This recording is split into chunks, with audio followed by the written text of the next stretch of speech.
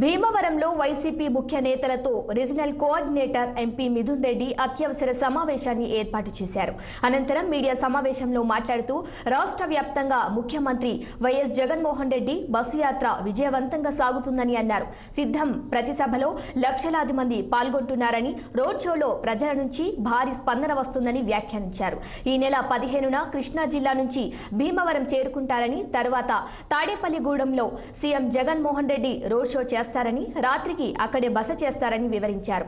YS Jaganmohan Reddy 175 సీట్లను ప్రకటించారు. 175 సీట్లు గెలుస్తామంటూ ధీమా వ్యక్తం చేశారు.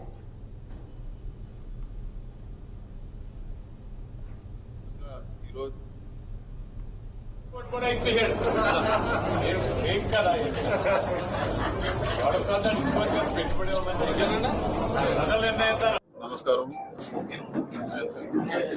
రాష్ట్ర వ్యాప్తంగా ఈరోజు ముఖ్యమంత్రి గారి బస్ యాత్ర చాలా విజయవంతంగా జరుగుతూ ఉంది.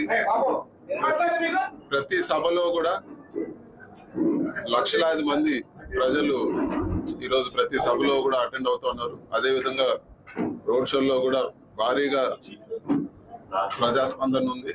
అదేవిధంగా ఈరోజు ఉభయ గోదావరి జిల్లాలకు మన కృష్ణా జిల్లా నుంచి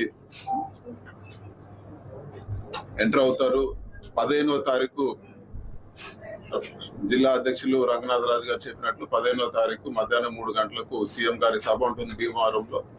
దాని తర్వాత తాడేపల్లిగూడెం మీదుగా నైట్ హాల్ట్ చేరుతారు. తాడేపల్లిగూడెంలో కూడా రోడ్ షో ఉంటుంది.